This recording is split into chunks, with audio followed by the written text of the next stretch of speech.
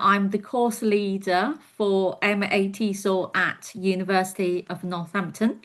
I'm so glad to see Takuru and Hikari here today. It's so lovely to see you. So what I plan to do is, first we are going to do something a little different and about the course. Sorry, just let you know about something what we study or we explore on the course, and then we will have some time to give you a overview of what the MA TESOL is about. Okay, so let me see. Are you all familiar with the IELTS test? If you are, put your hands up using the function. Are you familiar with the IELTS test? You can use, yeah, okay, I can see answer. Okay, yeah, thank you, thank you. Right, okay. So today, this is what we're going to do, something a little bit different. So if you don't know IELTS, that's fine, don't worry. I want you to put today, whether you are a teacher, headmaster, or you want to be a teacher, that's fine, don't worry. I want you to think now you are a teacher. Put your teacher's hat on, okay? Or if you say that I don't want to be a teacher, I want to be a researcher, that's also fine. Put your researcher's hat on. So today you are all a teacher or a researcher. We are going to analyze the test. So we're going to look at the principles that make a test good or bad. Okay. By the end of it, I hope you will see the test in a different way or in a new light. Okay. So here are the key principles of testing or assessment design. So that include practicality, reliability, validity, washback, and authenticity. Okay, so our goal for the next 12 minutes is to understand these 5 principles of language testing assessment and how we're going to apply it in analyzing tests. Of course, these principles are not just for analyzing tests, but also give us a framework or inform us when we design a test. Okay, right. So in a simple way, or I put it in a question format, what is validity? So validity is, does the test what it's supposed to test? So if you're taking a test, you have to ask, is it test the speaking or writing? Is that supposed to test? Okay.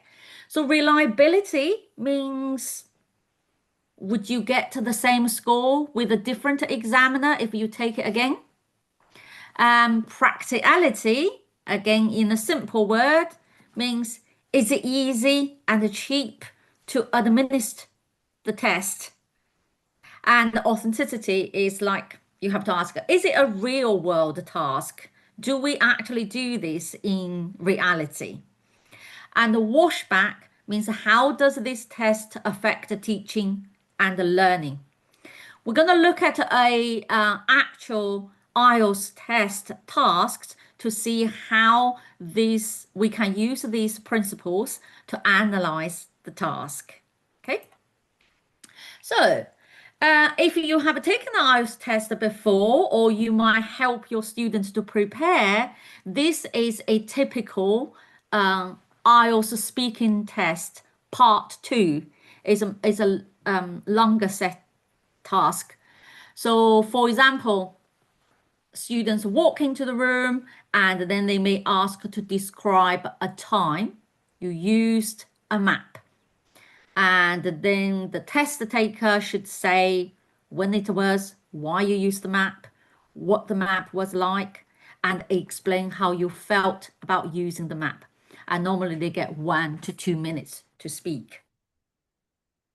Okay, so now next is I want you to really think as a teacher or a researcher now, right? Okay.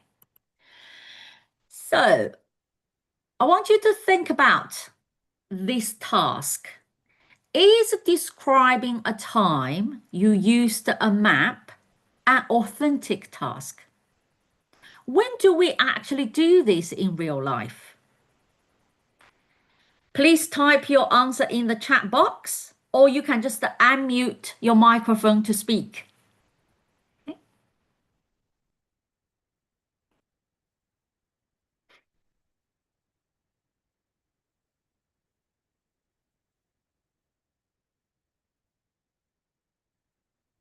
Like I said, feel free to type your answer in the chat box or unmute your microphone and then just to talk. I'd love to hear what you think.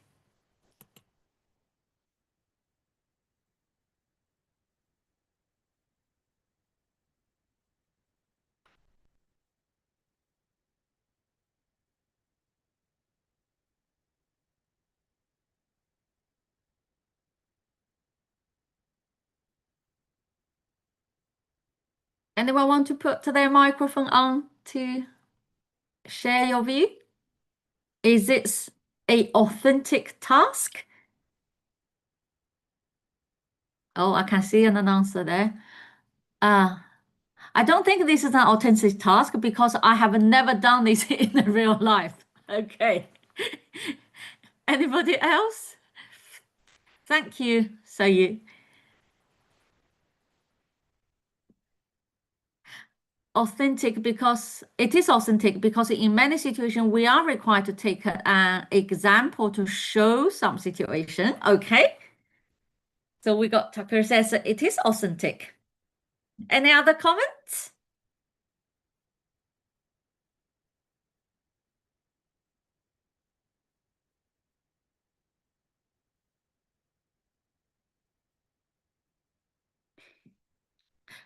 I think that is totally made for exam. Thank you. Is it Junku? Uh, really interesting. Okay, so this is what we see. Is it just made for the exam, or is it actually I never use it? I never use the map. I use my Google map. I never read a physical map. Or maybe see, yes, I did read the map before. And then, so this is, we have to think about whether the task actually used in real life or not. So this is about authenticity. Okay, right. Now let's move on to think about reliability. So on the screen, you can see the examiners, they use this detailed checklist, or we call it rubric, to mark test takers speaking. Okay. So I got two questions here for you. How does this checklist make the test more reliable? Or what could this still make the score unreliable? Again, share your thoughts in the chat box or unmute yourself to speak.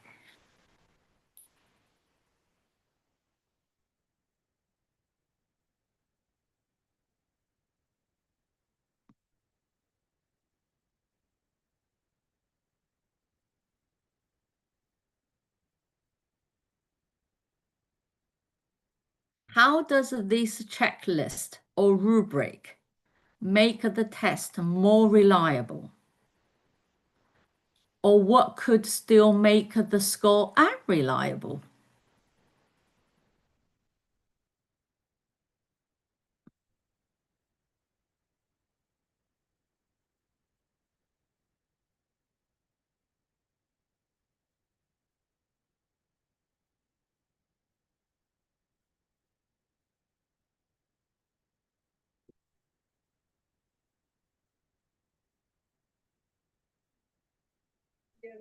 Hi. I have heard a rumor that Yeah. IELTS tests regarding the fluency, if you say words like well in the beginning of the sentences, Yeah. sometimes the examiner will cut down your points Mm-hmm. because it's not fluent. But Mm-hmm. actually, I believe that in the daily lives, people quite you use quite a lot of hedges. So in terms of authenticity, Yeah. I don't think the IELTS test can check the real fluency. Thank you. Thank you for your comments. And I like what you said that let's rumor. Yeah. And well, it is lots of where this is interesting. Where this rumor from? So I this is I read yeah. article how to get better score on the IELTS test, Mhm. and I saw a comment saying such a thing. Okay, thank you. We're gonna move what you said. Hold on there, and we're gonna look at the next principles. I've also got some comments here. It says, question one: if examiners using the details rubric is situation for each criteria, which is very clear for examiners to mark, but also is unreasonable because sometimes my reduction by omitting articles. Okay, so Sasaki says it's a clear state what examiners can do and cannot do. Yes, and can measure fluency of each person based on description. Actually, the letters are too small to read, but a decent rubric makes assess test more correct. Yeah, thank you. Sorry that the rubric here is small. What the point I made, and I think that your comments actually shows the point is yes, using the rubric can increase the reliability, make it fair that examiners knows what to do, what not to do. However, what could this make the score unreliable?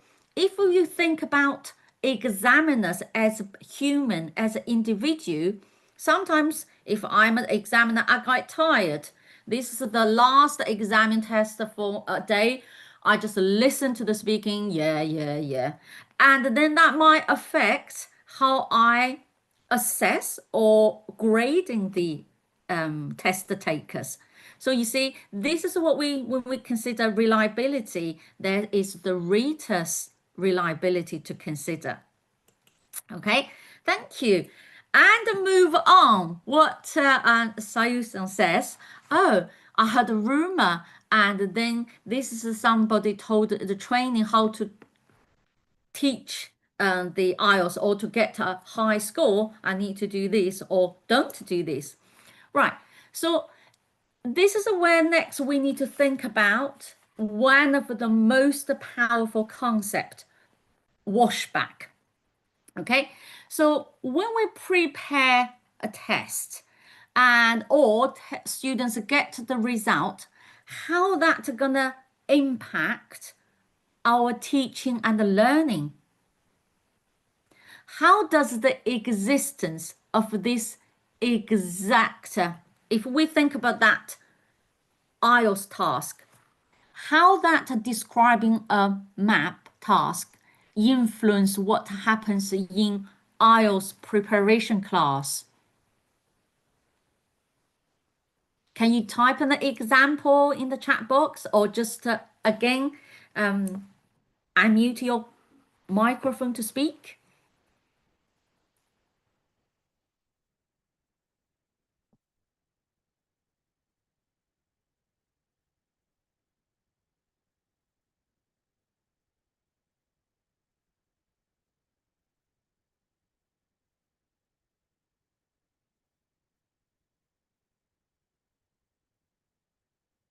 Okay.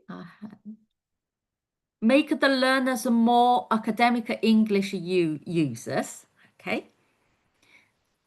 Thank you. I want you to think about what you said earlier, Sayus-san. You said, to prepare this, then the students have to do something. What do they have to do?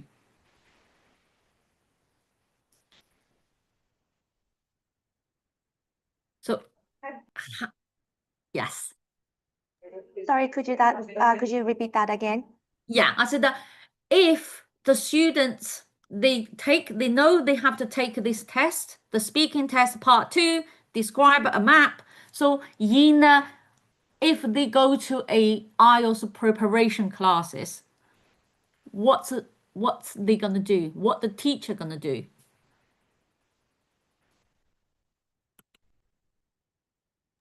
Maybe Teachers the and the teachers will tell the students to.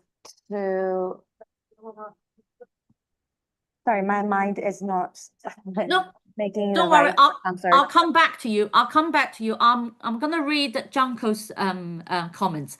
Teachers and the test takers tend to take practice examples again and again in order to get better score.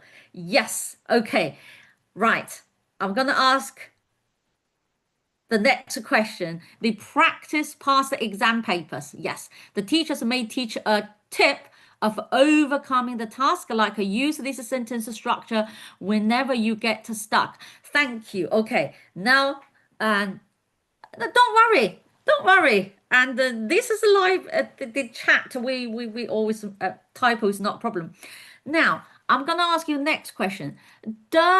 If they need to practice again, or try these tips to overcome that, does doing this practice the exam again, does it encourage practicing speaking? Or does it encourage memorization and to put a artificial performance on?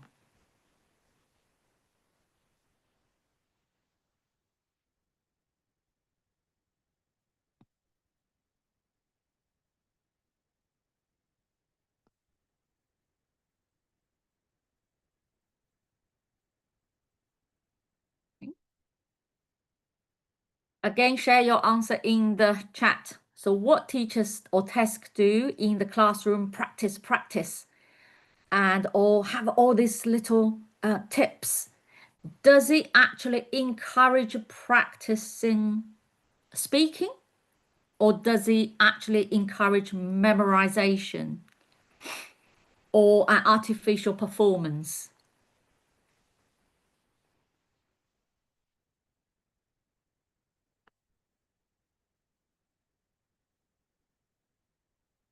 Okay. I feel like it's worry. I feel like it pressures us to put an artificial performance using learned advanced vocabulary. It depends on the learners, okay? All of them. Thank you. Okay. Yes. So this is what we have to think about. This is why we see the washback of test or exam is encourage both speaking memorization. If they memorize a full sentence, it means they get how to speak. Takura said, partly, yes, this may remove students' anxiety as speaking something. Thank you so much for your comments. So this is made us to think how powerful test or assessment can do and impact our teaching and learning. But can we find a balance? Okay, what happened? Can we make this task more authentic? So describing the map at the beginning, you said it's not really authentic. You said, can we make it more authentic? If we need to make it more authentic, such as, they need to discuss or show using a GPS, but what would it happen to the cost? Does it need more people to design tests? or to invigilate the test? Does it need more time to set up? Is it practical? Happens in the classroom when you only have 30 minutes or 45 minutes lesson? So this is what we have to consider practicality. Okay. So the big reveal. So language testing is about making principled choice, not finding a single idea solution. So this is something in just a few minutes. Well, we spend about just under 20 minutes, and we moved from being a test taker and to a test analyst. We look at these tasks. So this is what we explore, why we teach and why we test, and how the test can impact on our teaching and learning so we can become more professional. So this is one of the modules we explore on our MA TESOL. It's the EDUM 136, language testing and classroom test constructions. So this is to give you a bit of a taste of one of our modules. But I'm happy again to, I'm happy to share and then show you what our MA TESOL, the whole course is about. I think I've only got about 7 minutes. Is that correct? Take your time. That's all right. Right, okay. So now let's move on. I'm going to talk about our program. Let me share again. Okay. Right. I'm not normally use Zoom. Oh, here. Okay.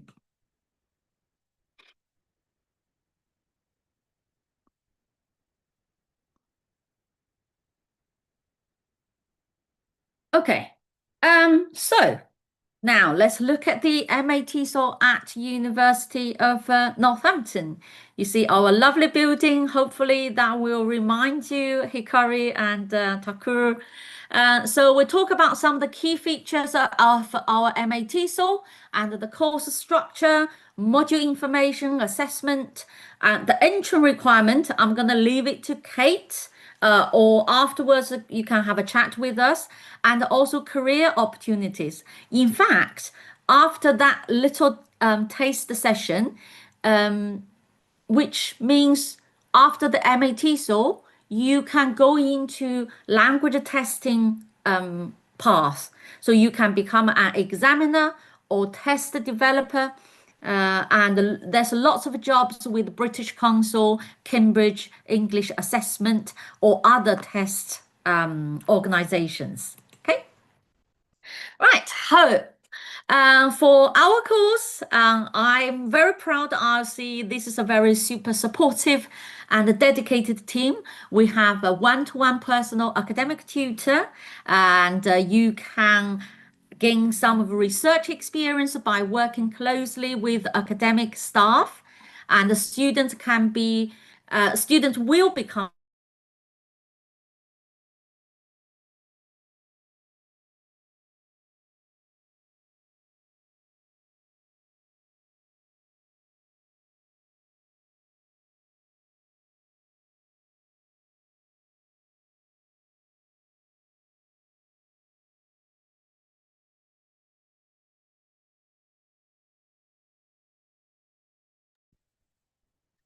Oh, I can't hear you, Chang.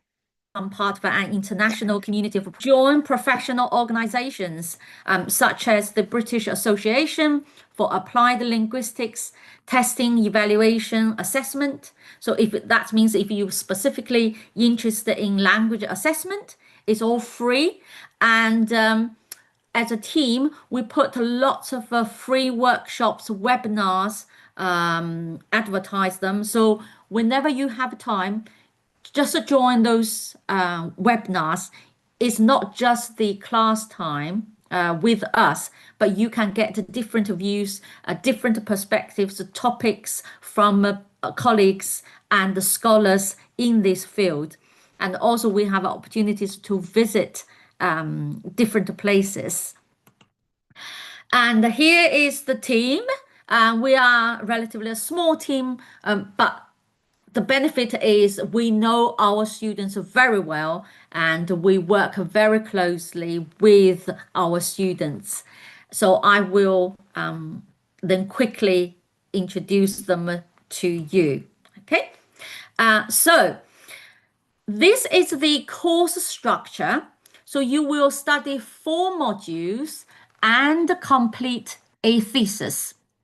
So I'm using this year, for example, okay? If you start from September 2025, then for the semester 1, there are 2 modules. So approaches to language learning theory and method, and then English language teaching practice.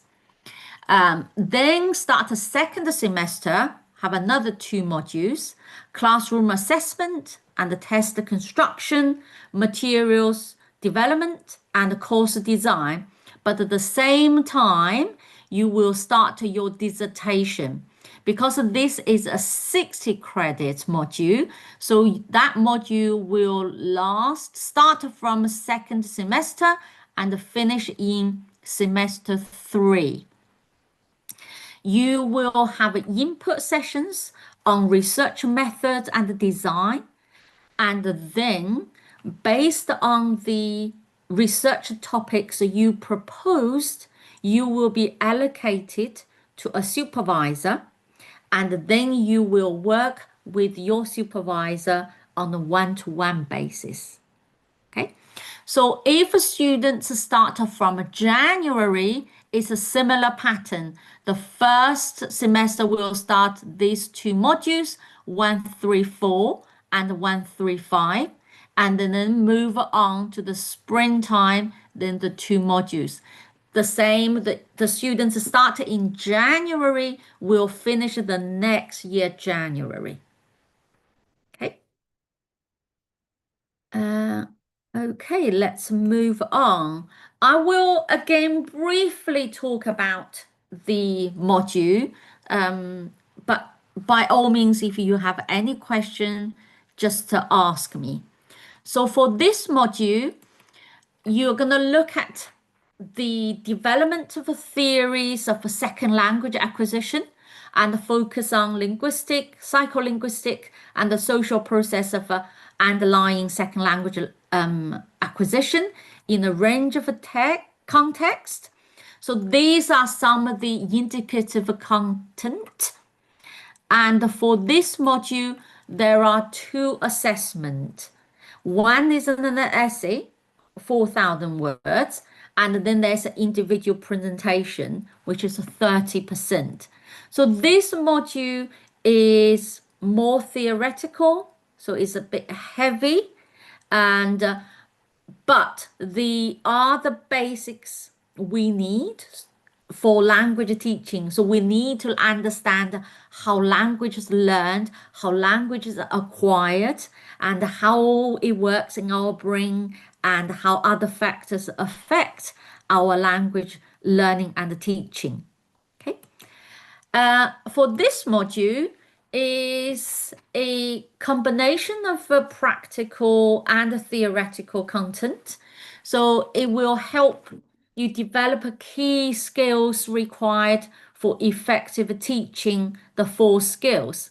So it will explore a range of strategies, techniques, technologies, and then you can apply them to different classroom contexts.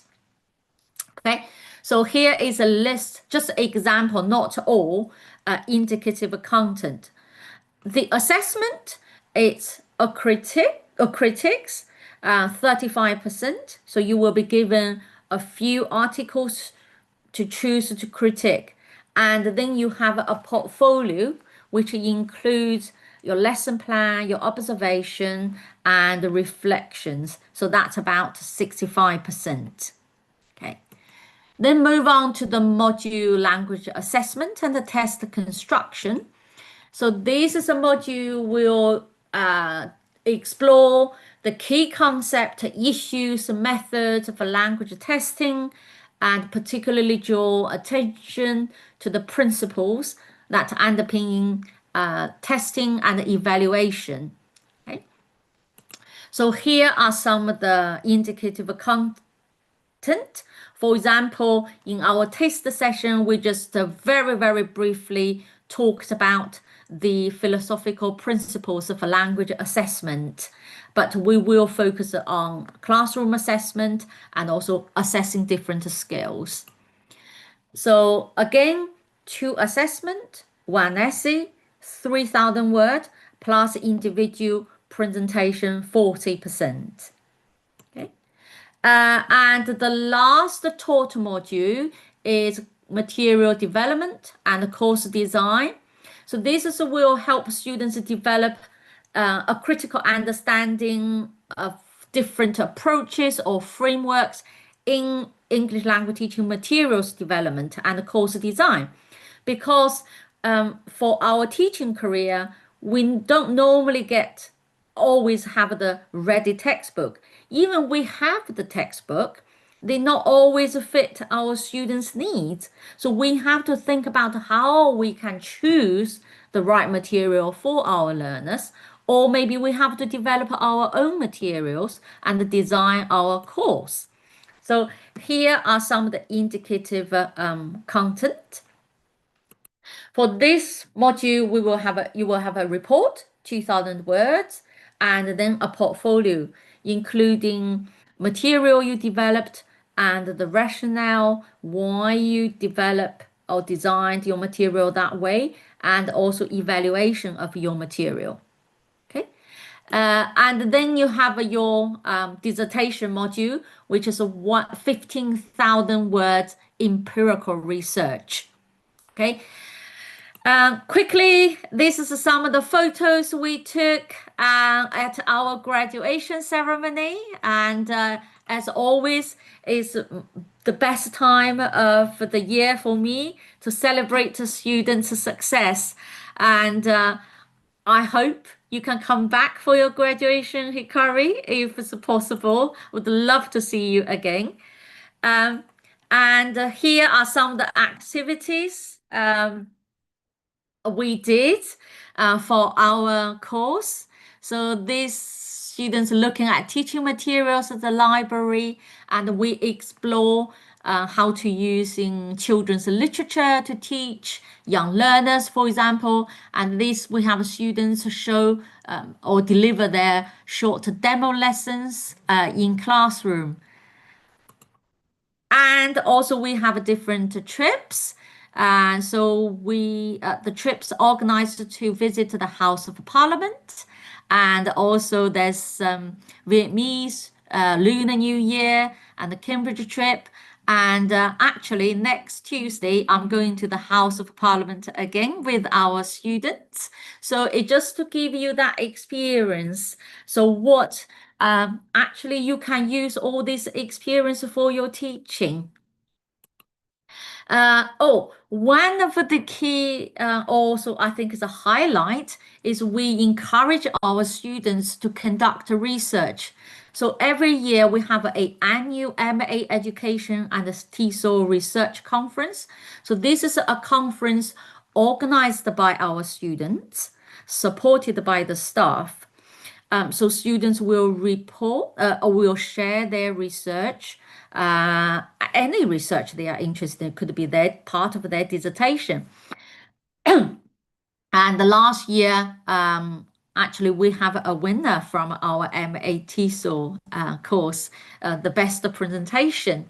And some of our students' dissertation will be published with the support of our students. With our staff.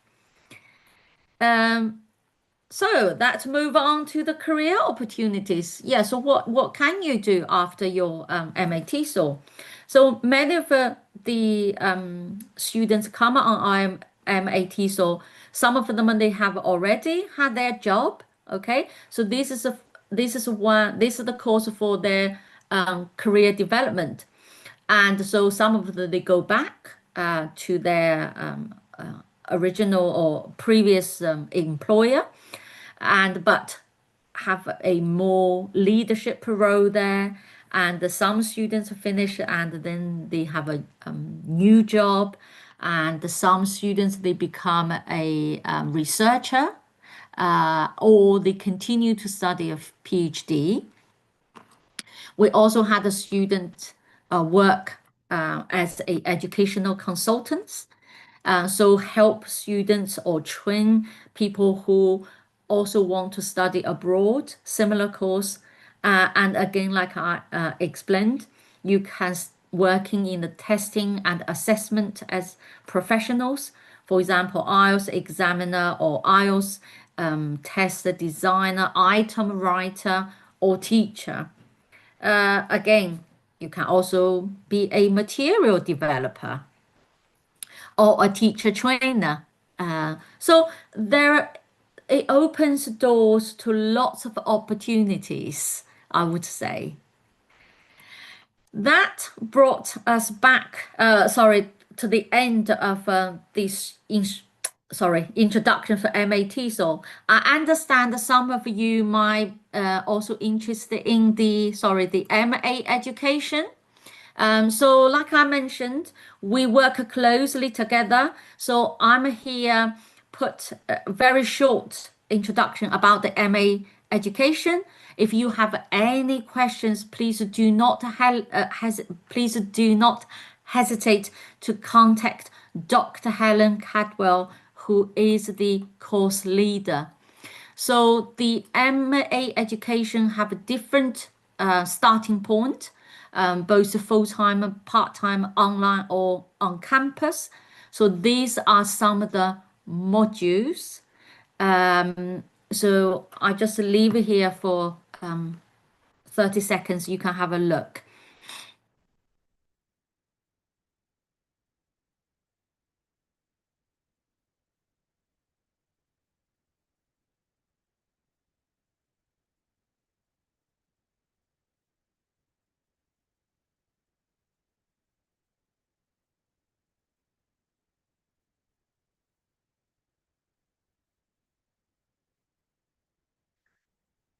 Okay. I mean, I'm happy, and I think Kate can share with you the slides or also the contact details.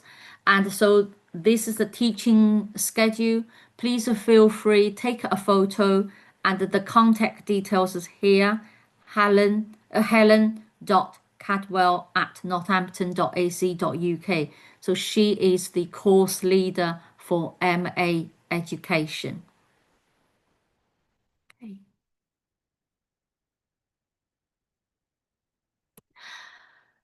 Okay, thank you so much for giving me the extra time for me to talk about the course.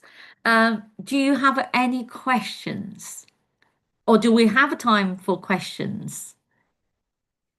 I think we do. Thank you so much, Hang, for your interactive session. I believe that it did give the student the opportunity to explore the concept and the modules of the MA TESOL and MA education. So I probably think I need to give the floor back to Hiromi-san, our host from Study in Japan, because I think we might have skipped the introduction part. So I'm sorry. That's all right. That's not a problem at all. So I think Study in Japan, we have the host, Hiromi-san. Would you like to say something or do some introduction about Study in Japan before we move into the Q&A part, please? Thank you so much, ゆちさん。本日はお集まりいただきましてありがとうございます。今までの講義でご質問ですとかございましたら、この後引き続きお伺いいただけたらと思います。はい、で今回なんですけれども、ご登壇いただいたチャン・ジャン先生ですね。ジャン先生はノーサンプトン大学の教育言語学のシニアレクチャーをされておられて、言語研究ですとか多文化教育の分野でご研究ご指導をされていらっしゃる方です。はい、聞いていただいた方はもうすでにお分かりかと思うんですけれども、はい、で今回ノーザンプトン大学から今お話しをいただきましたケイト・ホアンさんも卒業生で今回黒川さんと小平さんもいらしてくださっておりますので、何かそうですね、ご受講を学校そうですね、実際に卒業生の方に聞いてみたいことなどもぜひ聞いていただけたらなと思いますので、よろしくお願いいたします。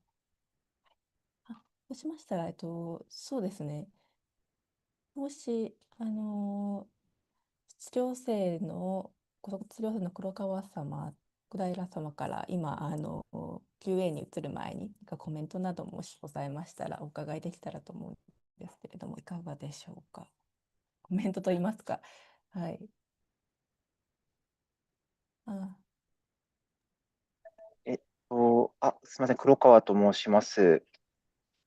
まあ、結構昔で、実は2019年から2020年、ちょうどコロナにかかった時期で、さっき、チャン先生が話していたセレブレーションが残念ながら参加できなくて、すごく羨ましいなっていうふうに思いながら見てたんですけれども、そうですね、まあ、現在はちょっと高校の方で教員やっております。で、そうですね、なんか本当にアットホームというか、そんなに規模が大きくない、一対一ですごく面倒見よくいろんな研究であるとか、レポートのこととか相談してくれますし、まあ、今聞いていただいたように、ものすごくフランクな先生、他にもフランクな先生たくさんいらっしゃいますし、そういうサポートとかすごく受けやすいっていう面では、とても良かったなっていうふうに思っています。こんな感じで、ですかね。ありがとうございます。小平さんからいかがでしょうか。はい。お話しさせていただきます。Sorry, I'm gonna speak Japanese. 私は本当についこの間、卒業ってコースが終わったばっかりで、まだ卒業式も迎えていない段階、在籍中の段階なんですけど、ちょうど1年終えたところで、卒論も書き終えて、先ほど黒川さんがおっしゃったように、すごいアットホームで、なんかサポートが手厚い大学だと思うので、少人数であるからこそ、一人一人の先生たちとの距離も近いですし、もちろんクラスメイトとの距離も近いですし、で仲良くって一概に言ったらあれなんですけど、困ったことは聞きやすいような環境の中で、もちろん教授からのサポートだけじゃなくて、図書館とか、あとは図書館のシステムとしてのサポートがオンライン、オフライン両方手厚く指導してくださる面があるので、もちろん大学院のコースを受けるにあたって、もう最初のエッセイでもつまずくとか難しい部分はあるとは思うんですけど、日本と全然違うので、その面でもいろんな角度からサポートがある面では、すごい手厚くてよかったなというふうに思っています。あと、私も高校教員をしてから、そのコースを受けて、で、また高校教員に戻る段階ではあるんですけど、やっぱ実際、ただ勉強する前に先生として働いている時よりも、今の方が感覚的にもっと深い学びとして教える、これから生徒に還元することができるなっていうふうに感じているので、そういう面では、その MA TESOL っていう方を受けてよかったなっていうふうには私は思っています。以上です。ありがとうございます。では、そうですね、ご質問などございましたら、チャットまたはアンミュートにしていただいて伺いいただけたらと思います。黒川さんはノーザンプトン大学の卒業生でいらして、今もご紹介がご自身からございましたが、現在は大阪のインターナショナルハイスクールにて英語の教師として、またバカロレアの音楽科教員としてご活躍されていらっしゃいますということで、はい、何かその後の進路ですとかについてもぜひ聞いていただける機会かなと思いますので、ぜひ興味のある方は、はい、お話しいただけたらと思います。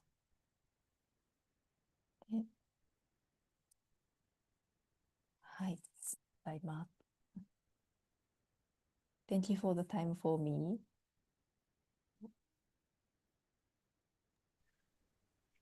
Um, thank you all. So I'm very pleased that we have two alumni today, probably Hikari-san and Takuro-san already introduced themselves. They both from the MA TESOL course at the University of Northampton. So I think now we can have the Q&A sections for both the lecturer and also alumni. And also if you have any question about the university in general, please feel free to ask us. So I work for the global engagement team and I look after Japanese students in general. So any questions, please feel free to speak up, or if you can type in the chat box and then we come to you to answer your questions.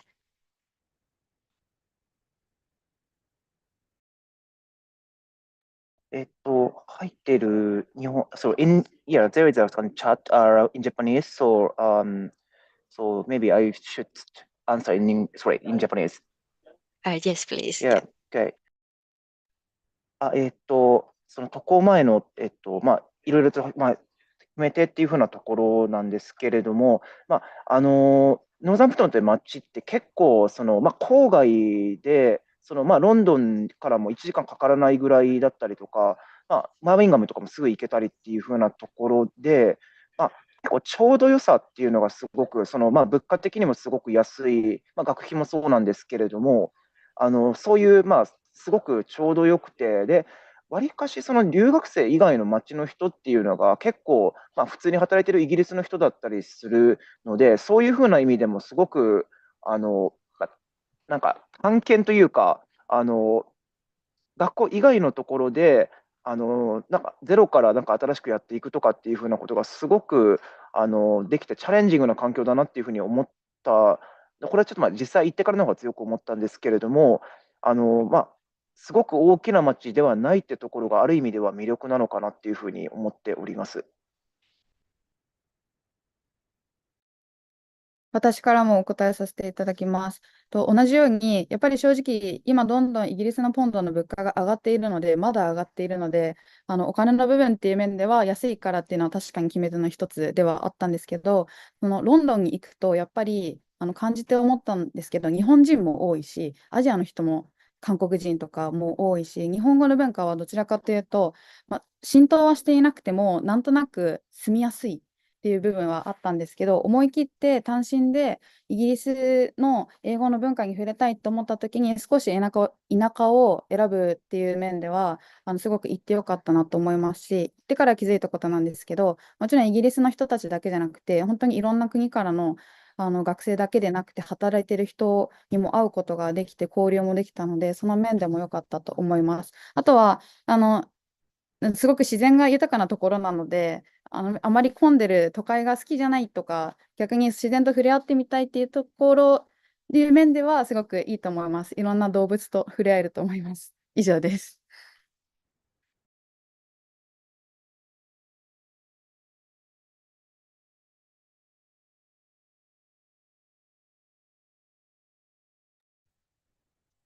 Thank you both. I think we have the next questions from Sayo-san. How many students do you have for the MA TESOL course each year, and about the age and the level of classroom that student can observe IET in practice? Zhang, do you want to answer Sayo-san questions, please? Yeah, so what age and the level classroom are we going to observe ELT in practice? Okay, so at the moment, because we are a higher education, the classroom observation, we have the live class, if you want to observe, it will be more English for academic purposes. So some of the colleagues deliver on campus as a in-sessional classes. But for the different levels, we provide lots of videos for students to observe. So that covers from pre-intermediate, beginners up until advanced. So we have videos covers also young learners to adult learners. Unfortunately, we don't have many live class for those different levels for you to observe because it's a university.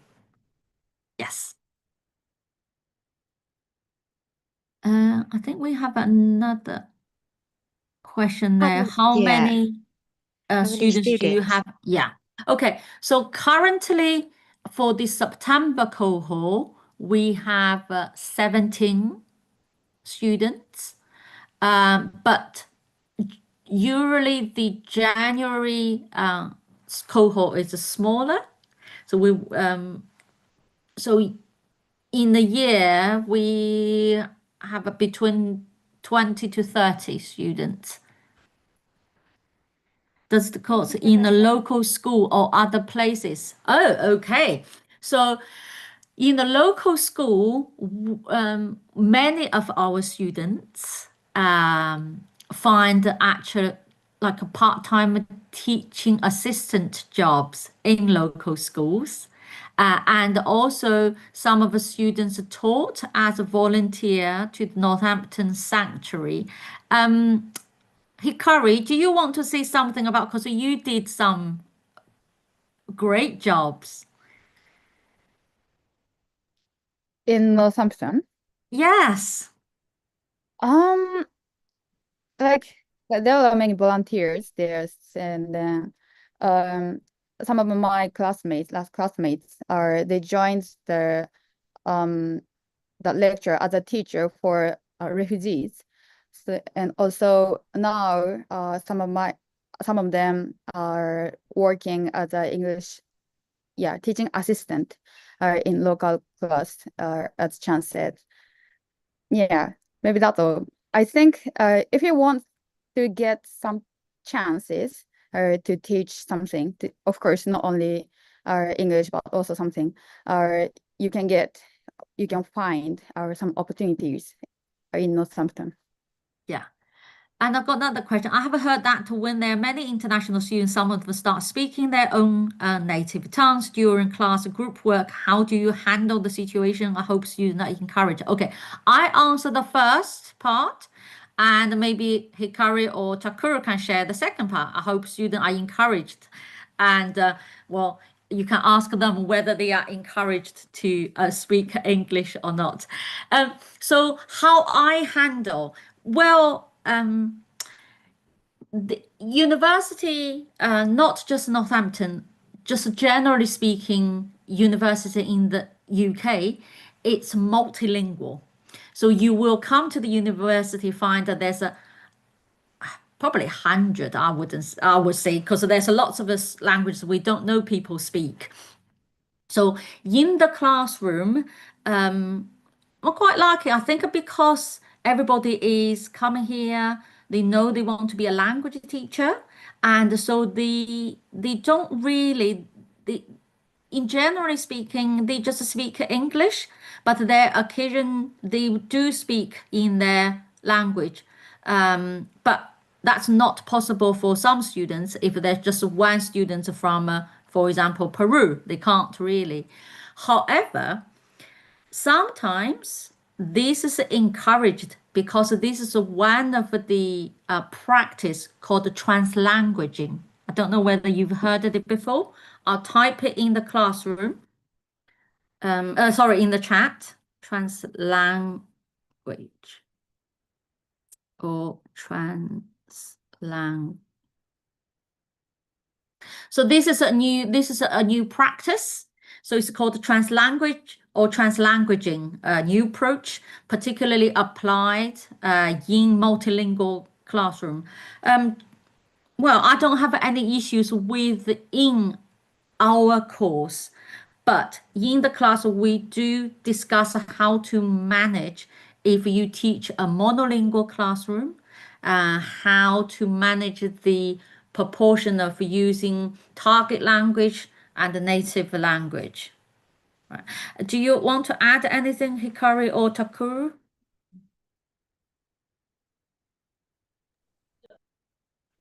Well, as in my case, so actually I was really surprised because you said there are currently 17 MA TESOL students, right?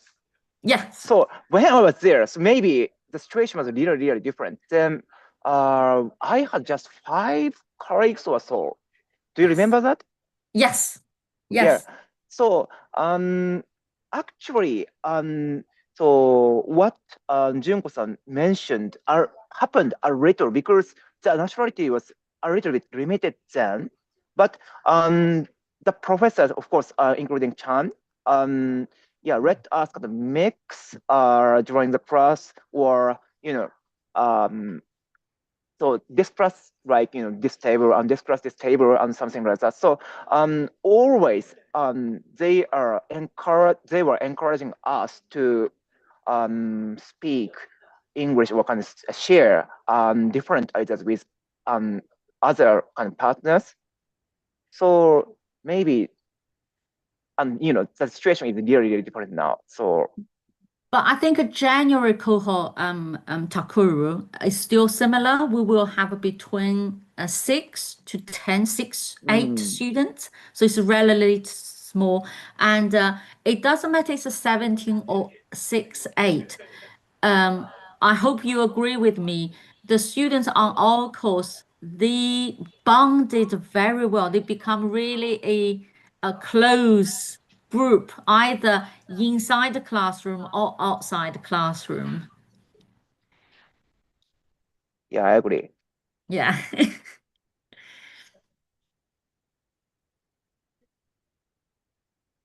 Okay.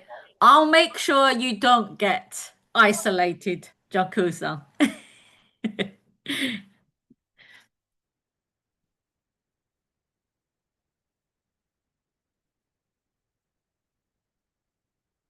Any other questions?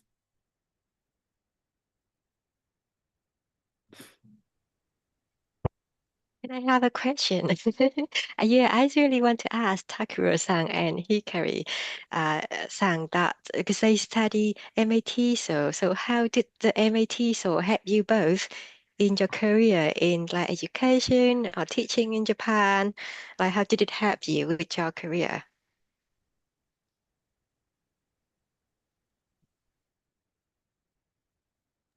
Maybe can I say, yeah, of course, in MLT, we learn, yeah, mainly the theory. Of course, we learn some practical skills or practical ideas, but they are really, really kind of supported by the theories or a lot of studies, researches, and so on. So when I try something new, or when I plan that lesson, we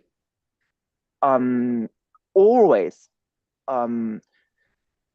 try to find the evidence or try to find why I should do so, how I should do so based on the theory. So in that way, even when teaching as a kind of a practical teacher, the mind of researcher always exists. So this is the most benefit, I think. Yeah, I agree with Takuro-san's opinion. And also, I feel like during the classes, we can share the opinion. And so, like we learn each other their perspectives. That's the one of the the another good good point in that course. I think it's very helpful and effective for my future career. So I'd like to join many perspectives, not only my perspective, it's for my future classes. Thank you very much. I think that answered my questions, and that probably is a very popular question that I receive when I talk to the student about the MA TESOL course, how that's going to help them when they go back to their home country, not only to Japan, but other country as well. So that's really useful to know. So I think we still have maybe a few more minutes for questions, some of the last questions. So if any of you want to ask any question, please feel free to text, message us, or you can speak up.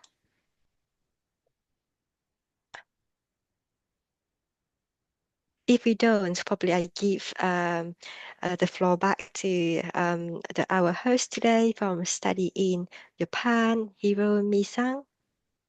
Can I say something before everybody? Yes, of course. Yeah. Yeah. Right. Okay. So I think Takuru and Hikari, they're so humble. They haven't really. I just want to say I'm very, very proud of both of them. And you don't know how hard they worked. And their dissertation, I mean, that's something they developed. They didn't really see their research skills as a independent researcher. That's shows from here to there, and both of them they achieved probably the highest score in their cohort. Hikari's dissertation is the highest score in their cohort, and the quality of the dissertation we talk about with Catherine as well. We hope we can help her and publish her work. That's brilliant. It's really impressive, and it's really Yes, nice to hear that yes. our And students are Takura the doing really same. well. He worked so hard, and everybody just also learned so much from each other from them. Yeah, that's something they don't say it, but I can say it. Thank Thank you. you. Yeah, thank you, Sha. I'm not sure if we have any other questions. We have some heart from the students, which is great. So, Hiromi-san, would you like to, yeah. Oh, we have a question from Seo-san. Yeah.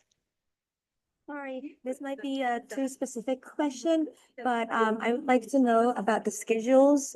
If I apply for the course right now, how long will it take to get the results? And when do I need, how many weeks or months do I need to answer by?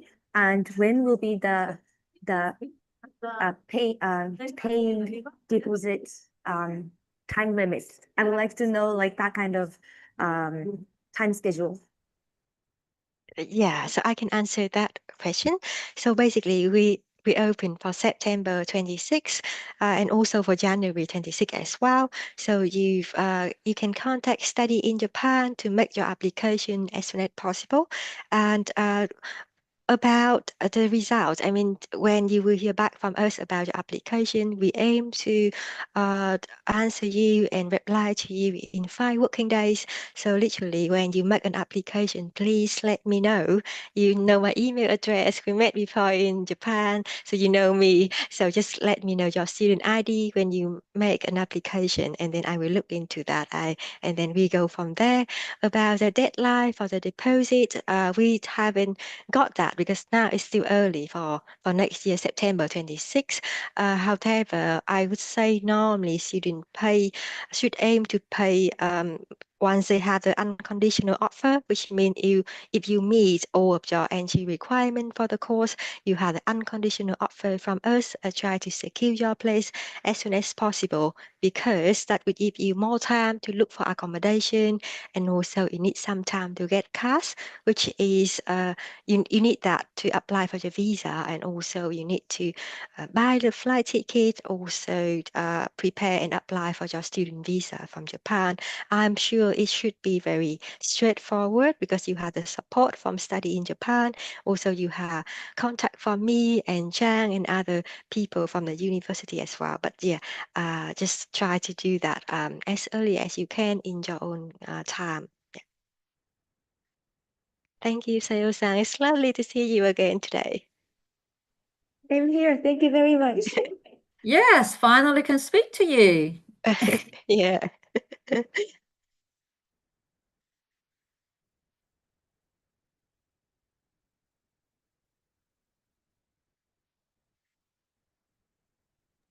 Okay, thank you so much. Lovely meeting today.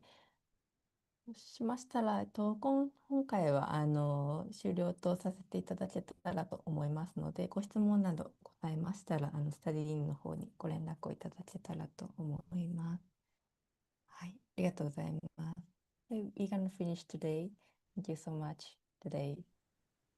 Thank you so much, everyone. I'm aware it's a Friday evening, a little bit late, so thank you so much for your time, and I look forward to seeing some of you in Northampton or Japan very soon. Yeah, thank you very much. Have a lovely weekend. Thank you. Keep in touch, Hikari and Takuru. I'll Yes, thank you email very much. you. It's really I'll nice to email talk to you. you. Yes, Yes, thank we you. will.